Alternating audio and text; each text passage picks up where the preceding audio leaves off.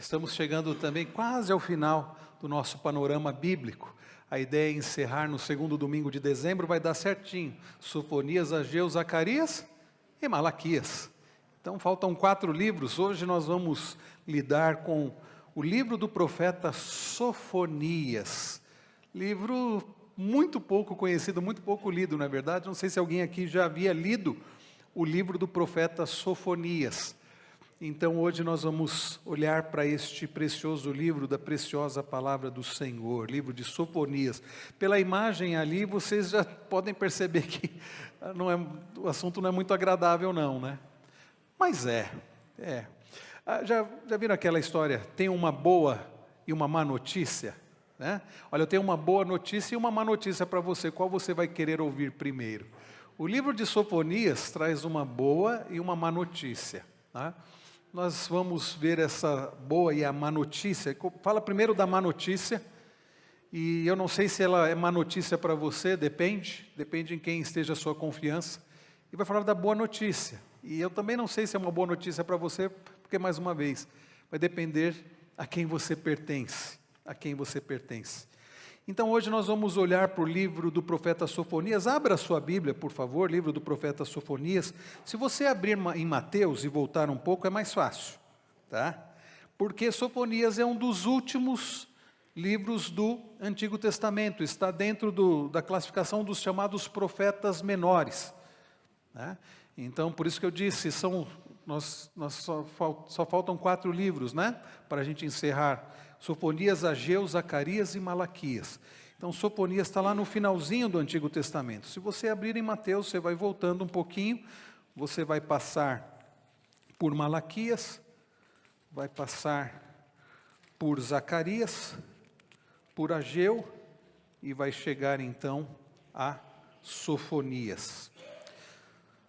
E aí mantenha a sua Bíblia aberta, porque nós vamos... São apenas 3 capítulos, é um livro muito curto, dá para a gente ler aqui nesta aula, livro de Sofonias. Irmãos queridos, eu brinquei, né, falando sobre a boa e a má notícia.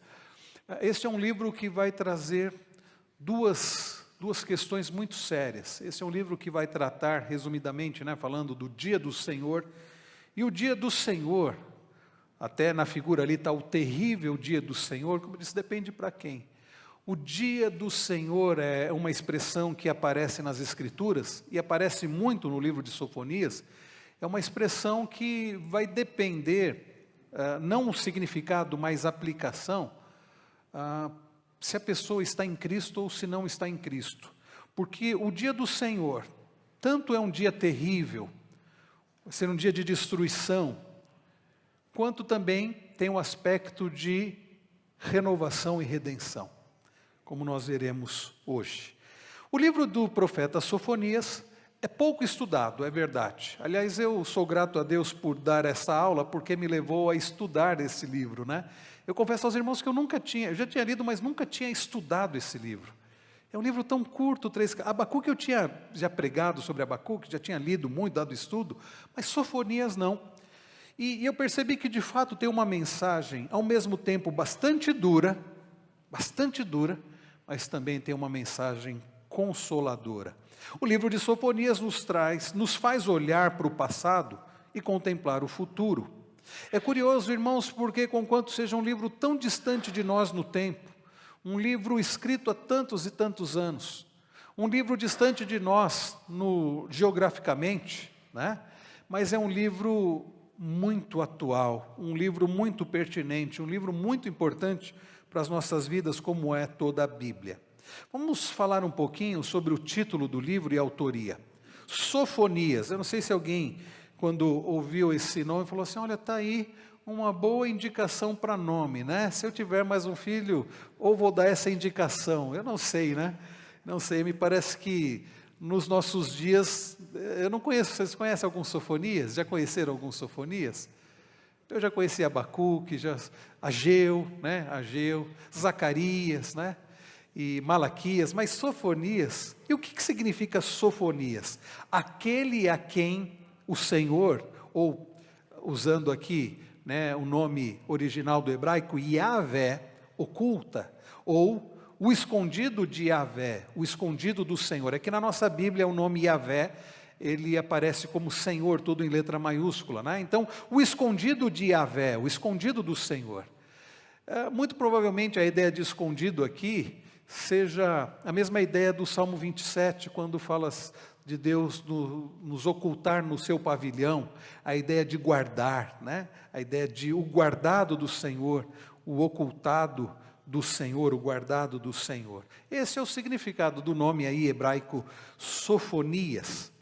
Sofonias tem uma característica também, olhem comigo o verso 1, capítulo 1, verso 1, diz assim: palavra do Senhor que veio a Sofonias, filho de Cusi, filho de Gedalias, filho de Amarias, filho de Ezequias, nos dias de Josias, filho de Amon, rei de Judá. Aqui é uma das maiores aqui linhagens que são retratadas no Antigo Testamento, né? Às vezes fala assim, fulano de tal, filho de fulano de tal, e para por aí. Mas aqui não. Filho de Cusi, filho de Gedalias, filho de Amarias, filho de Ezequias. Aqui esse é o nome que a gente conhece, Ezequias, porque Ezequias foi rei de Judá. Ezequias enfrentou, por exemplo, ficou famoso lá em 2 Crônicas, né, capítulo 32, quando Ezequias resiste a Senaqueribe, rei da Síria. Ezequias consulta Isaías e Ezequias foi um bom rei, E ao que tudo indica seja, de fato, esse Ezequias, e Ezequias tendo sido um rei, né, de Judá, significa que Sofonias, o profeta Sofonias, era de uma linhagem real. Era uma espécie, então, além de profeta, de príncipe, né? Muito provavelmente ele era de linhagem real.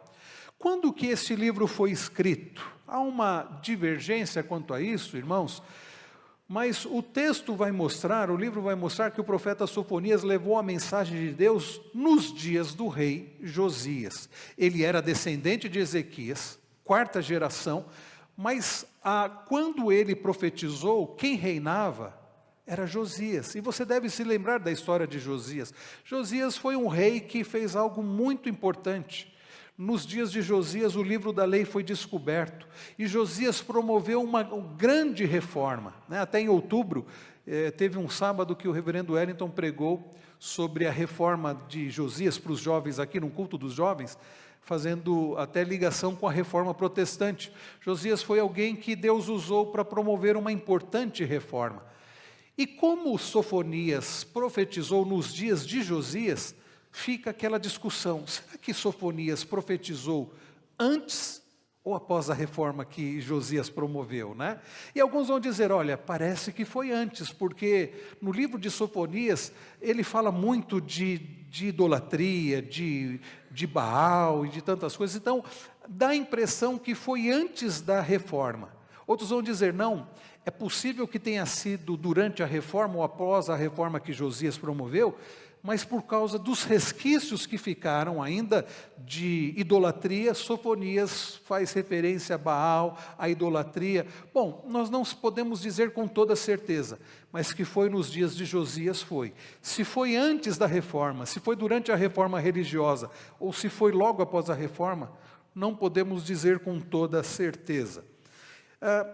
O autor do livro que eu consultei, ele sugere aqui entre o ano 640 e 621 antes de Cristo, porque foi justamente nessa data 621, 622 antes de Cristo que Josias, o rei Josias, promoveu a reforma religiosa. E pode ter contribuído muito para aquele grande reavivamento nacional, porque com a reforma religiosa, a descoberta do livro da lei, né, os ídolos queimados, né, as imagens de esculturas queimadas, houve então este reavivamento espiritual ali no reino. Vejam, queridos, que os dias de Josias, antes da grande reforma, os dias de Sofonias, desculpem, antes da grande reforma de Josias, foram marcados por um período de grande corrupção.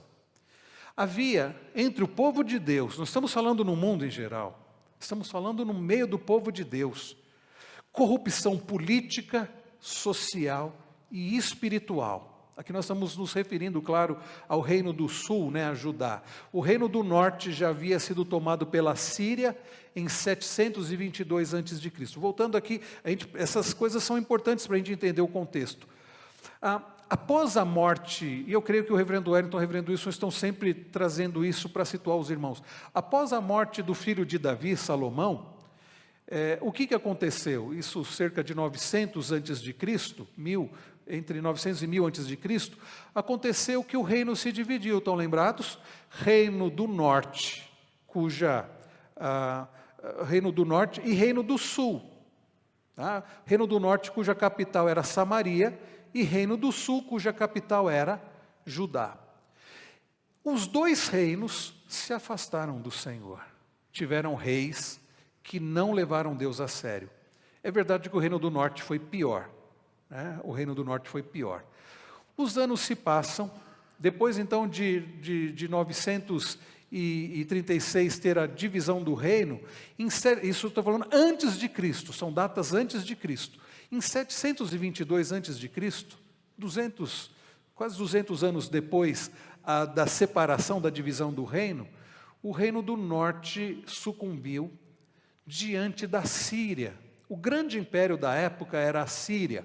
E os assírios então invadiram o reino do norte, levaram cativos e, na verdade, o reino do norte nunca mais foi restaurado. Tanto é que os que ficaram se misturaram, lembrando qual era a capital do reino do norte? Samaria. Estão lembrados dos samaritanos. Eram judeus misturados, por isso que os judeus, nos dias de Jesus, não gostavam nada dos samaritanos.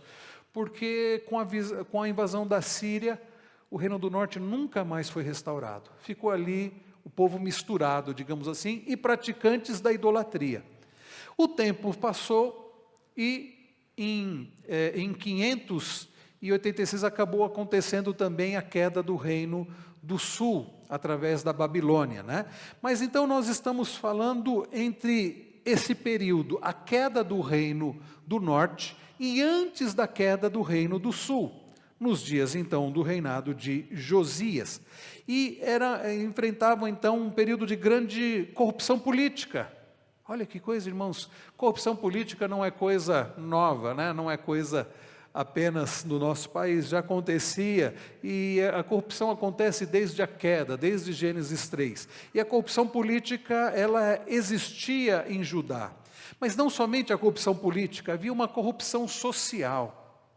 As pessoas, elas estavam corrompidas, e a corrupção política em geral acontece quando há corrupção social. E tudo isso porque havia uma corrupção espiritual em Judá. As pessoas não levavam Deus a sério, as pessoas não consideravam a palavra de Deus havia sido esquecida. Ela foi encontrada justamente nos dias no reinado de Josias.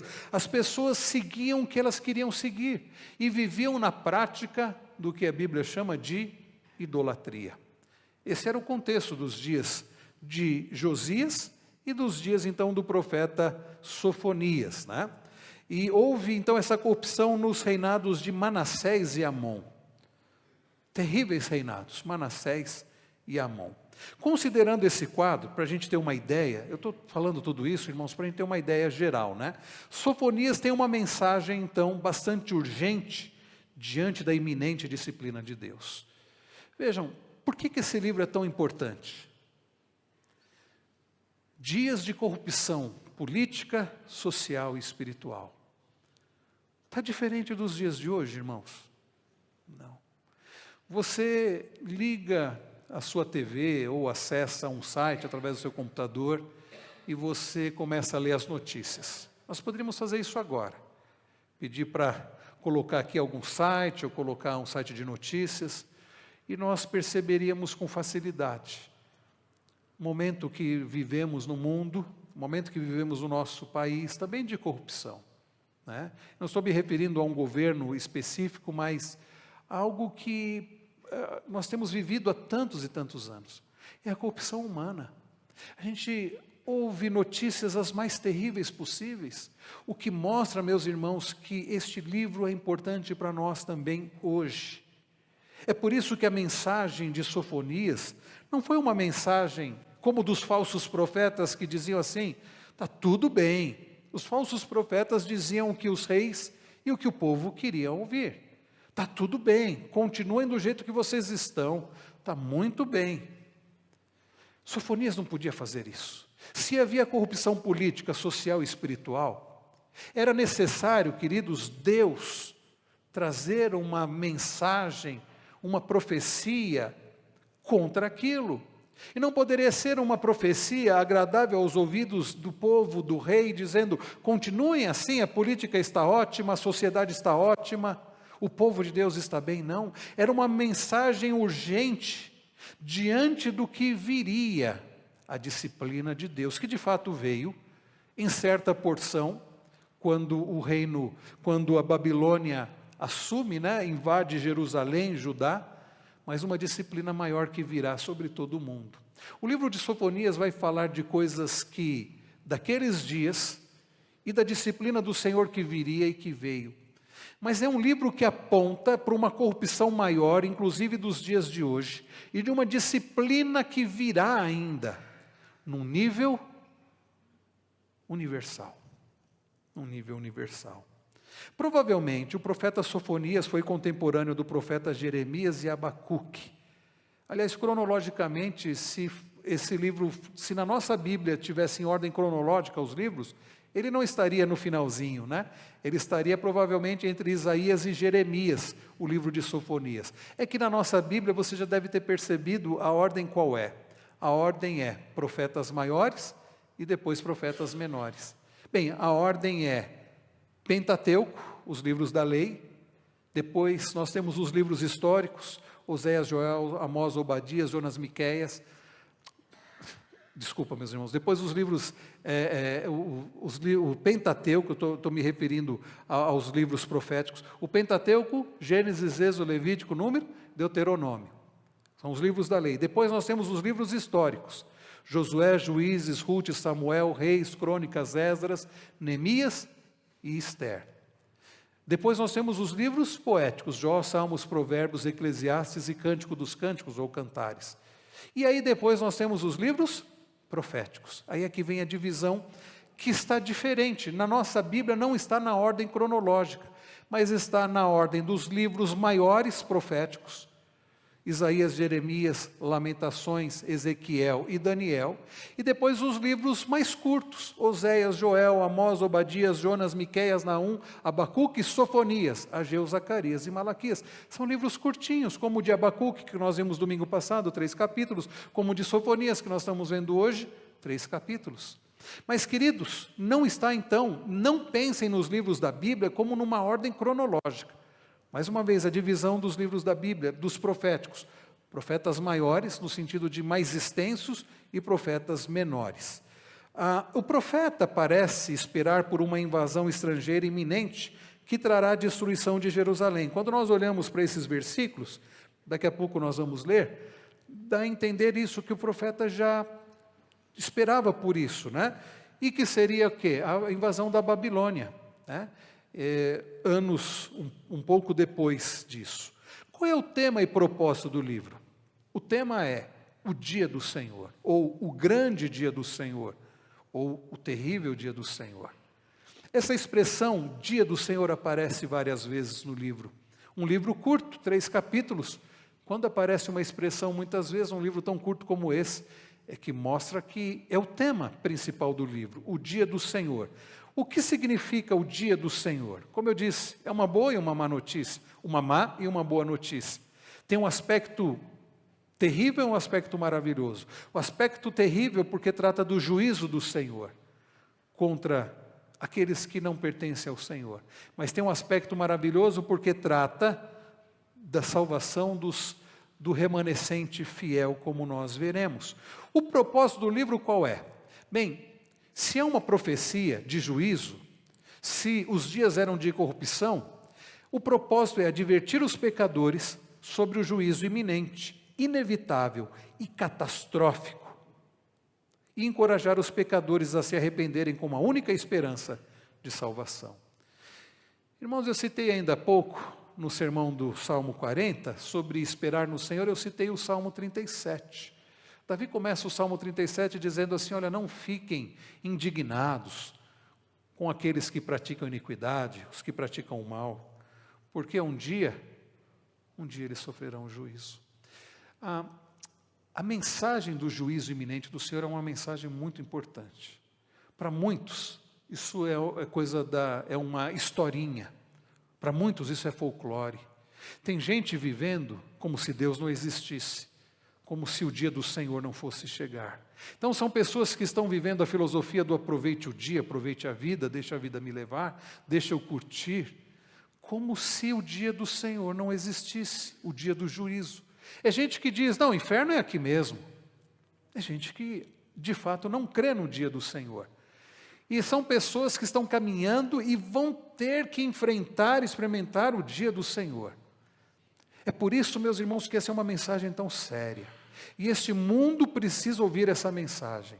Existe um Deus que é santo e que é justo, e é um justo juiz, e que exige santidade. E para nós, só há um meio de satisfazer a justiça de Deus, que é através de Cristo. Aqueles que estão em Cristo, o justo, eles são libertos. Daí Paulo dizer, nenhuma condenação há para os que estão em Cristo Jesus. Existe uma mensagem, por isso que o Evangelho significa o quê? Boa notícia. É a boa notícia de salvação, que é a salvação em Cristo. Mas existe uma má notícia. Aliás, só existe uma boa notícia porque existe uma má notícia. A má notícia é que todos pecaram e o salário do pecado é a morte. É que lá em Romanos 6:23, Paulo diz, mas o dom gratuito de Deus é a vida eterna em Cristo Jesus. Então percebam que o propósito do livro de Sofonias e o propósito da Bíblia é anunciar que existe um Deus que é justo, que é santo, e é um Deus que vai punir o pecado. Quando Deus diz para Adão e Eva, não comam do fruto da árvore do conhecimento do bem e do mal, porque do dia em que vocês comerem desse fruto, certamente vocês irão morrer. Eis aí, meus irmãos, o anúncio do que acontece quando há pecado. E eles comeram do fruto, e toda a raça humana, porque Adão era o nosso representante, o cabeça federal, toda a raça humana foi condenada. E aí os seres humanos têm dois problemas. Um, que já nascem pecadores, já nascem condenados. E qual que é o segundo problema? A pessoa já nasce condenada, é o pecado original. Qual que é o segundo problema que o ser humano tem? Além de já nascer condenado e já nascer pecador, o que ele continua fazendo ao longo da vida? Pecando. E o salário do pecado é a morte. E queridos, não se enganem. O Deus, o justo juiz, Ele vai executar o seu juízo. É por isso que é necessário essa mensagem. Pecadores precisam saber disso. Enquanto Noé construía a arca, cada tábua ali que Noé pregava naquela arca, era a mensagem ali do juízo de Deus. Estava sendo anunciado o dilúvio. Qual era a resposta das pessoas? Como as pessoas reagiram a isso? Zombavam, ficavam rindo de Noé, até que um dia, Noé e sua família e os animais entram na arca. É o que Deus, ali, enquanto a porta estava aberta, havia chance, até que Deus fecha a porta da arca. E começa a chover, chover, chover, a água vai aumentando, vai subindo, vai subindo. Aí é que as pessoas que passaram anos, porque a arca não foi construída em um mês, um ano, 10 anos. Anos, a mensagem a respeito do juízo de Deus, a respeito do meio de salvação que era a arca. E as pessoas negligenciaram, as pessoas zombaram, as pessoas escarneceram. E quando a água subiu, veio o desespero, mas aí não havia mais chance. Bom, a arca, vocês sabem, prefigura Cristo, que é o meio de salvação. E hoje, a mensagem de Sofonias continua ecoando. Arrependam-se, arrependam-se, virá o dia do Senhor, que não será um dilúvio. Aliás, Deus prometeu que não destruiria mais o mundo com água. Daí o arco-íris, né? mas virá o dia do juízo do Senhor. É uma mensagem, então, de juízo iminente. É um juízo que as pessoas não vão poder escapar dele. É um juízo catastrófico. E é por isso que a mensagem desse livro é para encorajar pecadores a se arrependerem e buscarem salvação na arca do Senhor, que é Cristo, que é a única esperança de salvação. Vamos falar um pouquinho aqui sobre o conteúdo do livro. Ele começa com oráculo contra Judá. Agora eu vou pedir a sua ajuda para você olhar aí na Bíblia, nós vamos ver juntos. A minha versão aqui, como da maioria, é Nova Almeida atualizada, mas se você tem uma outra versão, não tem problema, vá acompanhando aqui junto conosco. Nós temos aqui no início do capítulo 1, uma mensagem aqui sobre um julgamento universal. Tá? Acompanhem comigo, nós já vimos o verso de número 1, agora os versos 2 e 3. Certamente consumirei, olha a expressão aqui do hebraico, ela é muito forte, a ideia de consumir. Sabe quando uma oferta era colocada para o holocausto? O sacerdote colocava aquela oferta e era colocado fogo ali, e aquela oferta era consumida, o fogo consumia toda a oferta, que sobrava o quê? Subia não somente primeiro o cheiro da pele da carne queimada, e depois o cheiro dos ossos queimados. É um negócio terrível. A gente pensar em oferta, holocausto, como algo agradável, devia ser um cheiro de um churrasco. Era um cheiro terrível aquilo ali. A ideia de consumir. Deus, através do seu profeta, está dizendo assim, certamente. O certamente significa o quê? Com toda a certeza. Isso vai acontecer. Consumirei o quê? Todas as coisas sobre a face da terra, diz o Senhor. Irmãos queridos, esse mundo será consumido pela ira do juízo do Senhor. Criação, queda, redenção e consumação, é a nossa cosmovisão bíblica. Nós cremos, e é por isso que a Bíblia fala que Deus vai fazer novos céus e nova terra, para os remidos do Senhor, para o remanescente fiel, porque essa terra será consumida. Diz o Senhor, olha quem é que diz, a palavra Senhor aí na sua Bíblia está tudo em letra maiúscula, não está? Yahvé, é o Deus da aliança que está falando isso. Com toda certeza eu vou consumir toda a terra. Verso 3, consumirei as pessoas e os animais, consumirei as aves do céu, os peixes do mar e as ofensas com os ímpios. Esse início aqui de Sofonias é o Gênesis 1 ao contrário. Estão percebendo? Gênesis 1, você tem o relato da criação. E disse Deus, haja luz. E disse Deus, haja o firmamento. E disse Deus. Aí Deus vai criando. E Deus vai criando os animais. Aqui, esse cataclisma é o Gênesis 1 ao contrário. Tá bom? Então percebam aqui, se trata de um julgamento universal. Diferente de outros livros que falam, por exemplo, do julgamento da Babilônia, o julgamento do Egito, o julgamento da Síria. Aqui, meus irmãos, está falando, por isso que você não pode dizer assim, isso não tem nada a ver comigo, ou com onde eu moro, ou com as pessoas. Tem a ver com toda a terra. E não tem a ver com você se você for de Cristo. Mas não significa que, mesmo aqueles que pertencem ao Senhor, não irão... que isso não vai atingir diretamente no sentido de que nós vamos ser destruídos e consumidos e lançados no inferno. Mas significa que toda a terra experimentará, todo o planeta experimentará desse juízo do Senhor. Tá? Então, por isso que é chamado de julgamento universal ou mundial, como queiram. Tudo bem? Agora, continuando aqui, a parte B, fala sobre o julgamento da sociedade pecadora. Pois não? Então, essa profecia não foi cumprida ainda, é uma profecia para o fim do... Perfeito. Esse dia do Senhor, por isso que eu falei, Sofonias fala de coisas que já aconteceram, como a queda do reino do sul através da Babilônia, mas essa é a profecia universal, é o grande dia do Senhor, o dia do juízo, que ainda vai acontecer. Tá? Obrigado pela pergunta, ajuda a gente a esclarecer. Irmãos, fiquem à vontade para perguntar, tá bom? Se eu não souber, aí, reverendo Wilson, domingo que vem, ele se vira. Agora vai falar sobre o julgamento da sociedade pecadora. A partir do verso de número 4. Lembrem-se que nós falamos que os dias de Sofonias, que eram os dias do rei Josias, uma crise política, social e espiritual. Estenderei a mão contra Judá e contra todos os moradores de Jerusalém. Percebam, agora, Manuel, que diferente. Primeiro ele fala do grande dia do Senhor sobre toda a terra. Agora ele vai especificar ali que ele vai tratar com Judá, com o povo de Deus que estava em pecado.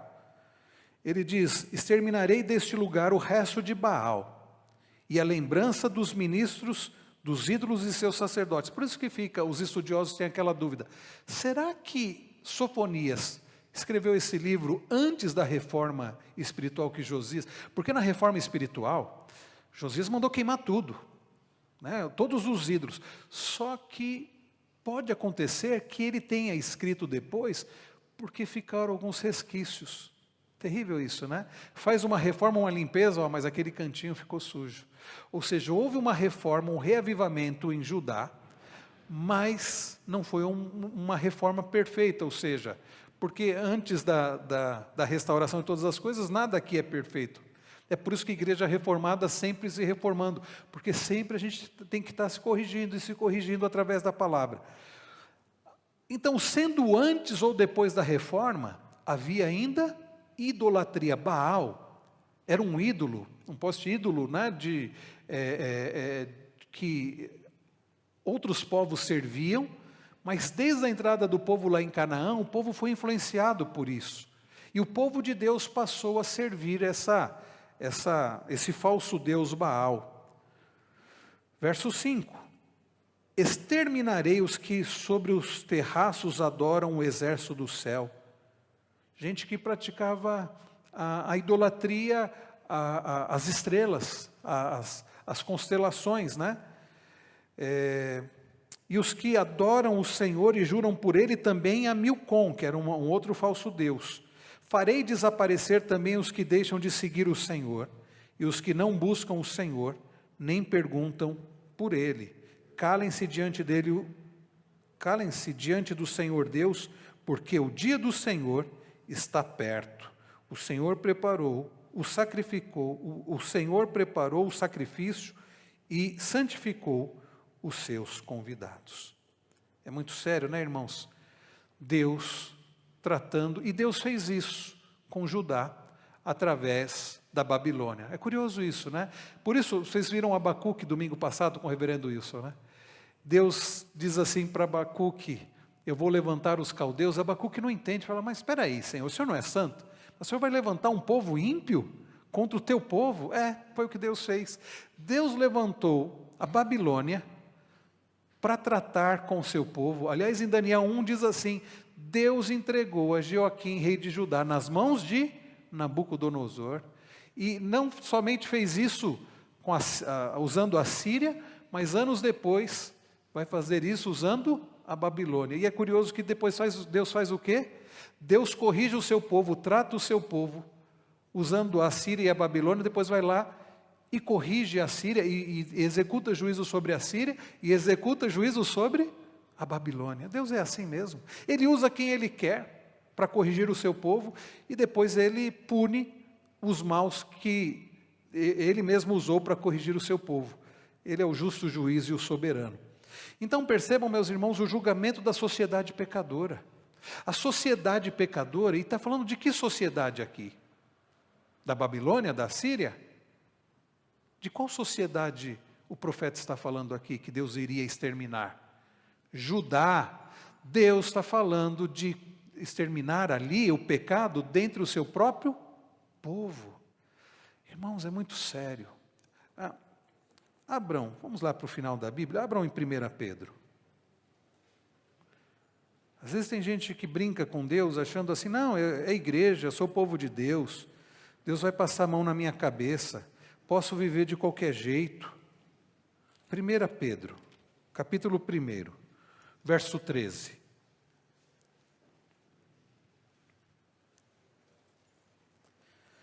Por isso, preparando o seu entendimento, sejam sóbrios. Pedro está escrevendo para quem? Para cristãos. E esperem inteiramente na graça que lhes está sendo trazida na revelação de Jesus Cristo. Como filhos obedientes, não vivam conforme as paixões que vocês tinham anteriormente, quando ainda estavam na ignorância. Pelo contrário, assim como é santo aquele que os chamou, sejam santos vocês também em tudo o que fizerem, porque está escrito. Olha Pedro citando Deuteronômio, né? Sejam santos, porque eu sou santo. Aliás, Levíticos 11, Pedro está citando Levíticos 11. Aí ele continua, prestem bastante atenção, ele está escrevendo à igreja de Cristo. E se vocês invocam como Pai aquele que sem parcialidade julga segundo as obras de cada um, vivam com temor. Ele está dizendo, não brinquem com Deus, viver com temor é levar Deus a sério. Durante o tempo da peregrinação de vocês, sabendo que não foi mediante coisas perecíveis como prata ou ouro que vocês foram resgatados, da vida inútil que seus pais lhe legaram, mas pelo precioso sangue de Cristo, como de um cordeiro sem defeito e sem mácula. Percebem, meus irmãos? Pedro está dizendo assim, não brinca com Deus não. Ah, você diz que Deus é seu pai? Você diz que é filho de Deus? Você é crente? Leva Deus a sério. Não brinque com Deus. Deus, meus irmãos, Ele vai punir os pecadores, e o grande e terrível dia do Senhor será sobre aqueles que não pertencem ao Senhor, mas isso não significa que Deus não trate do seu próprio povo e do pecado no meio do povo. Deus trata. Deus trata. Isso é um chamado ao arrependimento para os ímpios, mas para aqueles que pertencem ao Senhor e eventualmente parece que se esquecem que pertencem ao Senhor e parece que querem brincar com Deus e acham assim, não, eu sou filho de Deus e Deus vai tratar. Porque Deus pune o ímpio, mas corrige o filho. E Deus tratou de forma muito séria, vocês viram em Abacuque, e em outros livros, o pecado de Judá. Depois, queridos, nós vamos ver aqui a partir do verso 10, voltando aqui para Sofonias, o julgamento de Jerusalém. O julgamento de Jerusalém. Está falando da sociedade pecadora e, agora mais precisamente, o julgamento aqui de Jerusalém. Eu vou ler aqui, irmãos, os irmãos acompanhem a partir do verso 10. Ele diz assim, naquele dia, que é o dia do juízo, né? Diz o Senhor, se ouvirá um grito desde o portão dos peixes e um uivo desde o bairro novo, o grande lamento desde as colinas. Lamentem, moradores da cidade baixa, porque todos os comerciantes serão mortos e todos os que pesam prata serão destruídos. Naquele tempo vasculharei Jerusalém com lanternas e castigarei aqueles que estão apegados à borra do vinho e dizem no seu coração, o Senhor não faz bem nem faz mal. Olha, isso é que é viver na indiferença. Deus não faz bem nem faz mal. Como se Deus não existisse. Por isso, os bens deles serão saqueados e as suas casas serão destruídas. Eles construirão casas, mas não habitarão nelas. Plantarão vinhas, mas não beberão o vinho. Juízo do Senhor sobre Jerusalém.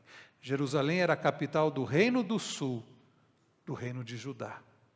É Deus tratando com o seu próprio povo. Na continuação, nós temos falando aqui sobre o dia do Senhor. Vejam, queridos, só voltando um pouco, então, nós vemos que o julgamento alcançará cada camada da sociedade contaminada pelo pecado. Se você observar aí no verso 4, sacerdotes idólatras serão eliminados. Verso 5, adoradores de estrelas serão eliminados. Verso 6, pessoas apóstatas e pessoas indiferentes serão eliminadas. Versos 7 e 8, o julgamento de Deus alcançarão os apóstatas da realeza. Verso 9, o castigo de Deus alcançará ladrões e saqueadores. E os versos 10 a 13, o julgamento abrangente alcançará todo o povo de Jerusalém em sua complacência. Tudo bem até aqui? Tudo bem que eu digo? Estão entendendo? Estão acompanhando? Agora vamos tratar aqui, então, tratando sobre o dia do Senhor. Ele vai do verso 14 até o capítulo 2, o verso de número 3, tratando aqui do dia do Senhor. O dia do Senhor será um tempo de guerra, temor, destruição, sem precedentes e fatalidade. Eu vou ler a partir do verso 14. Está perto o grande dia do Senhor, está perto, e vem chegando depressa. Atenção, o dia do Senhor é amargo, e nele clamarão até os poderosos. Aquele dia será um dia de ira, dia de angústia e tribulação, dia de ruína e destruição, dia de trevas e escuridão, dia de nuvens e densas trevas, dia de toque de trombeta e gritos de guerra, contra as cidades fortificadas e contra as torres altas. E aí ele continua, ele diz, trarei angústia sobre as pessoas, e eles andarão como se estivessem cegas, e elas andarão como se estivessem cegas. Por quê? Qual é o motivo aí, meus irmãos? Final do verso 17. Porque pecaram contra o Senhor. A gente às vezes acha que pecado é só um pecadinho, pecado é coisa boba. O pecado, meus irmãos, é sério. Ofende a santidade de Deus e traz consequências. Por isso, a palavra insiste, não brinque com Deus, tema o Senhor.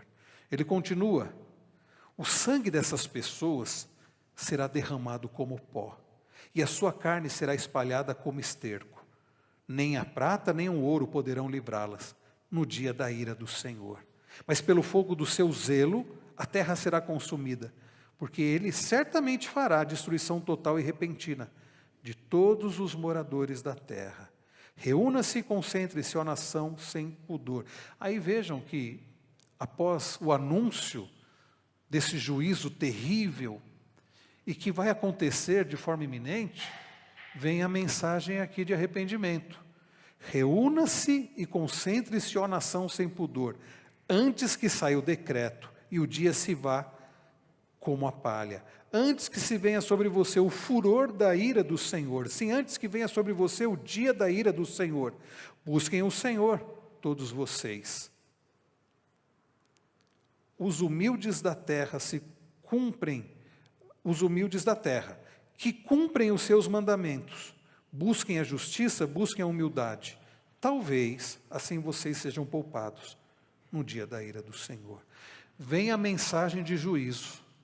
Uma mensagem dura, forte, diz que ninguém vai escapar, o dinheiro não vai ajudar. Eu tenho muito dinheiro, eu vou me livrar. Não, o justo juiz não aceita suborno. Qual é a única forma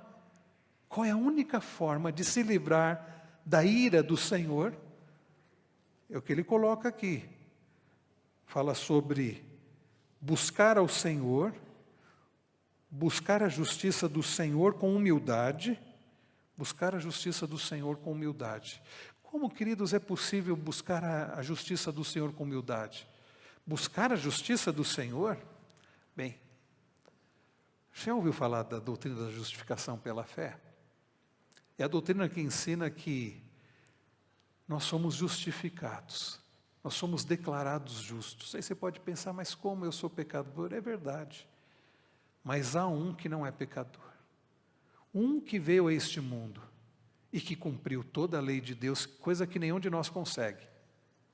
Um que obedeceu ao Pai, e é por isso que o Salmo 40, que foi pregado hoje, e nós lemos no início do culto, é aplicado a Jesus lá em Hebreus 10, que ele fala sobre cumprir toda a vontade do Pai. Foi Jesus e não Davi que cumpriu toda a vontade do Pai, e não nós. E que na cruz levou sobre si a nossa culpa, a culpa dos nossos pecados. Daí a doutrina da justificação pela fé é essa. A justiça de Cristo, o justo, é colocada em nós. E a culpa dos nossos pecados é transferida a Ele. Lutero falou que essa é uma doce e maravilhosa troca para nós, né? Não para Cristo.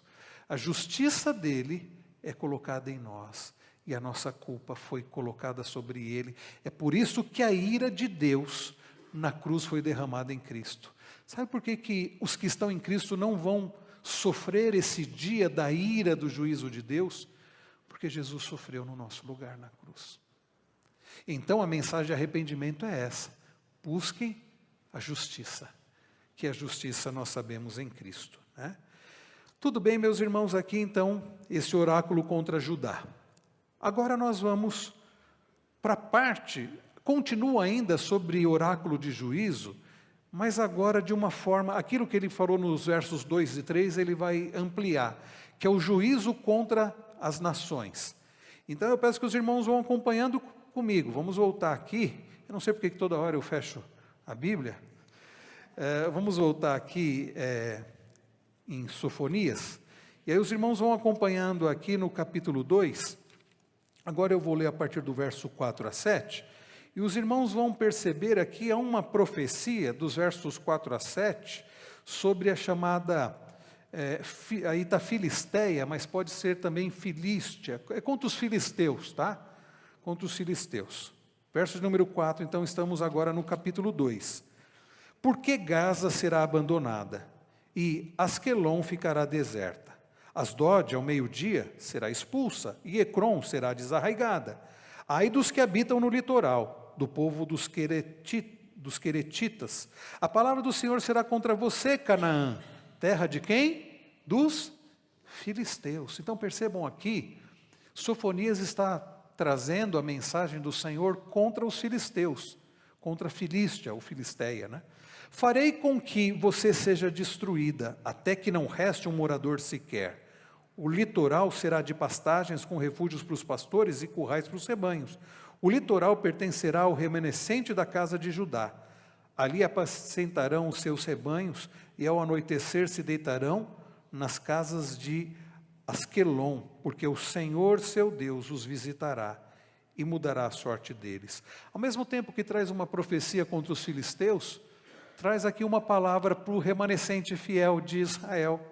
No litoral, os filisteus serão destruídos, mas o remanescente do povo de Deus vai apacentar o rebanho ali, vai usufruir daquele lugar onde os filisteus antes habitavam, né? Então, essa profecia contra os filisteus. Na sequência, meus irmãos, nós temos uma profecia contra Moabe e Amon. Percebam, são povos que não serviram ao Senhor e que perseguiram o povo de Deus. E como o povo sofreu em Canaã, né, com Moabe, com os moabitas e os amonitas. Acompanhem comigo a partir do verso 8 do capítulo 2, a profecia contra os moabitas e amonitas. Verso 8 diz: ouvi a zombaria de Moabe e as palavras injuriosas dos filhos de Amon, que zombaram do meu povo e se gabaram contra o seu território. Portanto, tão certo como eu vivo, diz o Senhor dos Exércitos, o Deus de Israel, Moabe será como Sodoma e os filhos de Amon como Gomorra, campos de urtigas, poços de sal e desolação perpétua.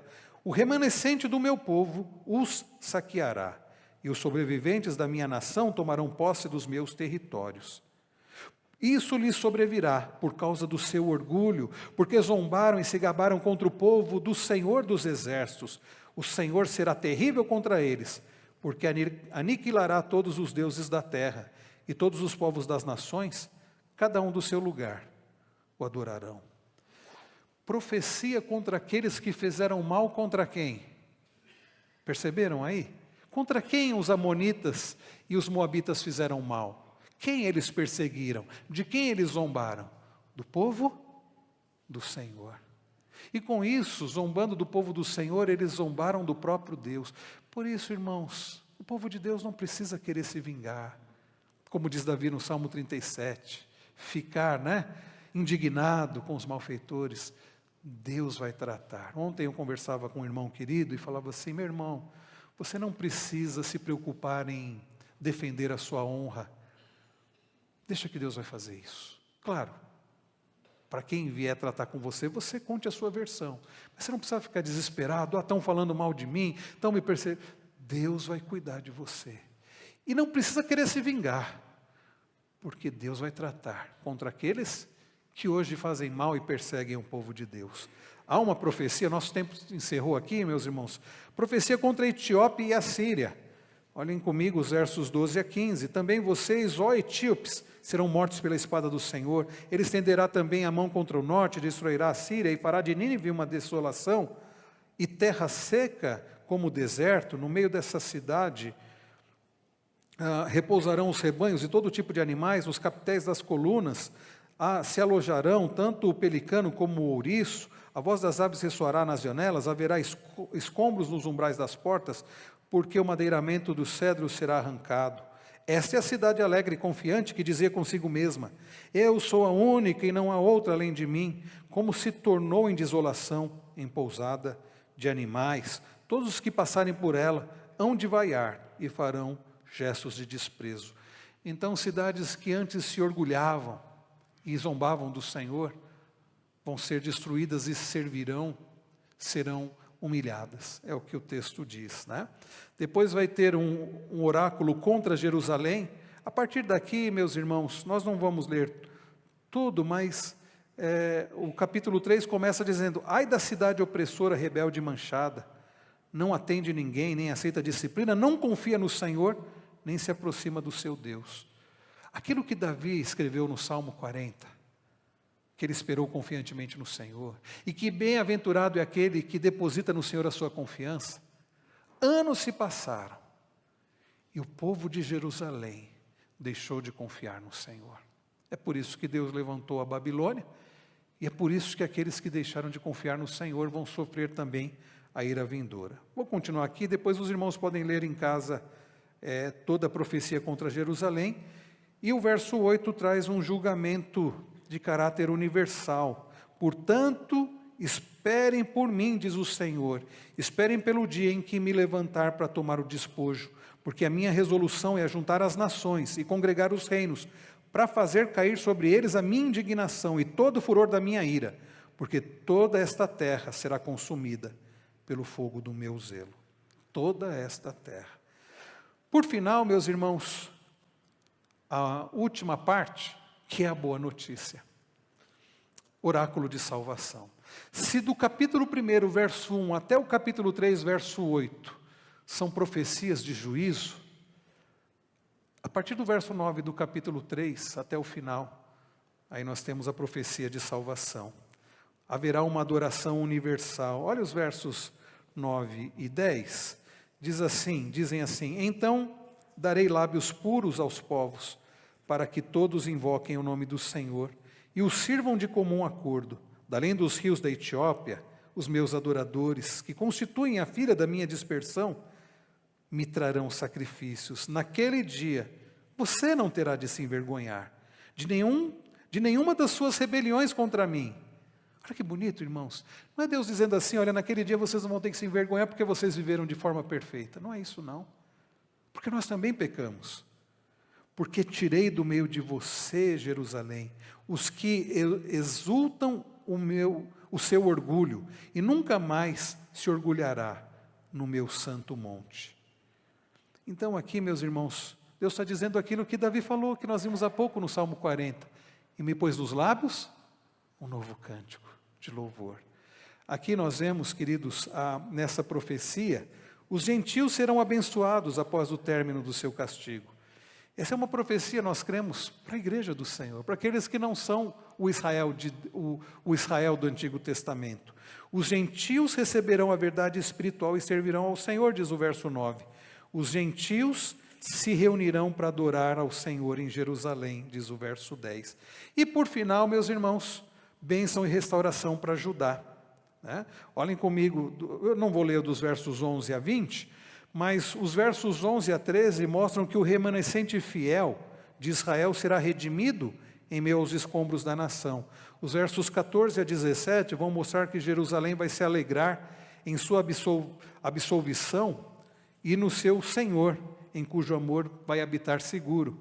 E por fim, os versos 18 a 20, Israel será liberto, reunido e levado a um lugar de preeminência no mundo. Então esse finalzinho aqui é sobre a restauração de Judá. Irmãos queridos, qual é a mensagem de Sofonias? Vocês viram, há dois temas nesse livro: a ameaça do julgamento iminente, que foi do capítulo 1, verso 2 até o capítulo 3, verso 7, e a esperança de livramento final, dos versos 8 a 20. Percebem esse livro então? A má notícia e a boa notícia. Um autor chamado Paul Fink, ele diz o seguinte: Sofonias é um livro de contrastes, pois nenhum outro profeta pinta um quadro tão escuro do julgamento divino, mas também nenhum outro profeta, como Sofonias, pinta um quadro tão brilhante da futura glória de Israel, da futura glória de Israel. É por isso que Carlos Oswaldo, no Foco e Desenvolvimento do Antigo Testamento, resume assim: o iminente dia do Senhor será tempo de terror para a idólatra Judá e as arrogantes nações circunvizinhas, mas tempo de ternura para o remanescente de Israel, que confia em Deus e partilhará as bênçãos prometidas. Essa aí o resumo, né? Eu quero passar aqui, irmãos, como o nosso tempo já acabou, tudo isso nós já comentamos. Cristo no livro de Sofonias. O livro do profeta Sofonias tem Cristo como sua referência máxima. Você não leu sobre Jesus, é verdade, mas ele está apontando para Cristo. Cristo será o refúgio do crente no dia do Senhor. Cristo é aquele que pela cruz reuniu judeus e gentios num só povo e voltará para levá-los. A mensagem de Cristo tem que ser levada a todos os povos da terra que caminham a passos largos para a perdição. Conclusão e aplicação: Sofonias previu uma ameaça histórica iminente e a deflagração do julgamento divino. Parte já aconteceu, parte que vai acontecer sobre toda a terra. Essa deflagração histórica do dia do Senhor na conquista e no exílio da Babilônia foi nada mais do que uma antecipação, foi só uma pequena amostra daquele grande e terrível dia, em uma escala escatológica e cósmica de caráter universal, vai atingir toda a terra. O dia do Senhor aponta para o dia final, a vinda de Cristo Jesus, a consumação dos séculos, de todos os tempos. Será um dia de juízo e trevas para os ímpios, mas também de salvação e luz para os crentes. Naquele dia haverá uma nova criação, perfeita e eterna. Paulo fala sobre o dia do Senhor, você pode ler isso em Romanos, em Coríntios, Filipenses e Timóteo. João também fala sobre o dia do Senhor em Apocalipse. Portanto, a igreja vive com o conhecimento e a esperança de que o mundo ainda reconheça a lei de seu verdadeiro rei. Conforme Paulo trabalha isso lá em Filipenses 2, 9 a 11. Então, o que fica para nós? Creia em Jesus enquanto há tempo. A porta da arca ainda está aberta. Jesus é a nossa arca. Enquanto ele veio como cordeiro, pois quando ele voltar como leão, não haverá mais oportunidade. Prepare-se para o dia do Senhor, vivendo com toda piedade, amor, esperança e fé. Anele pelo dia do Senhor, pois será glorioso para os que estão em Cristo. Daí o povo de Deus dizer: Maranata, vem Senhor Jesus.